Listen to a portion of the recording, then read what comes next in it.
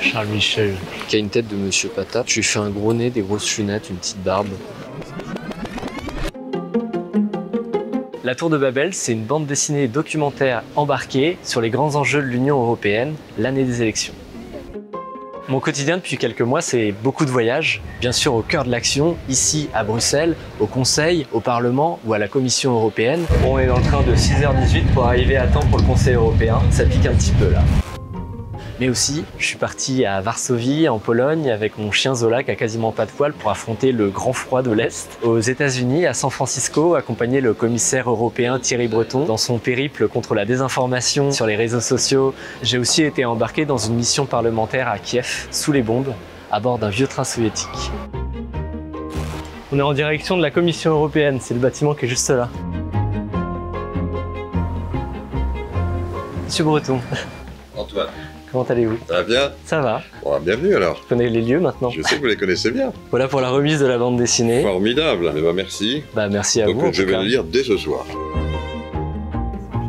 J'ai eu un accès privilégié à différents acteurs de l'Union européenne, que ce soit des ambassadeurs, des commissaires européens, des journalistes ou des simples citoyens.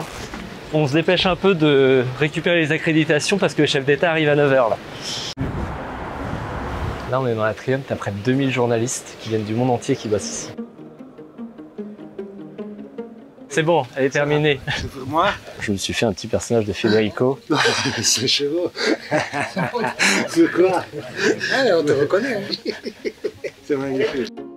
Le projet, il a commencé le jour de l'invasion russe, le 24 février 2022. J'étais dans le bureau du secrétaire général des Républicains pour faire l'aventure carnet de campagne. Je vois le secrétaire général des Républicains qui me parle du maquillage de Valérie Pécresse et des d'Éric Ciotti. Et à côté, je recevais des alertes comme quoi Poutine allait envahir l'Ukraine. Et je me suis dit, il y a un autre enjeu au-dessus de nous, qui est l'Union européenne. Sauf que personne n'y connaît rien. Il serait peut-être temps de s'y intéresser et on va essayer de le faire en bande dessinée et d'aller le plus loin possible. Là, on est en train d'attendre les chefs d'État, ils ne devraient pas tarder normalement. L'idée, c'était d'essayer de comprendre comment, à 27 nationalités avec 24 langues différentes et un énorme décalage culturel, on arrive à se mettre d'accord pour combattre les grands enjeux de demain, que ce soit la crise énergétique, le changement climatique, la crise migratoire et là, aujourd'hui, la guerre en Ukraine.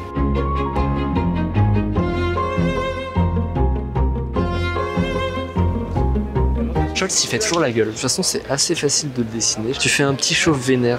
Charles Michel. Qui a une tête de Monsieur Patate. Je vous embarque donc dans cette tour de Babel pour avoir les clés de décryptage de ce grand bazar européen.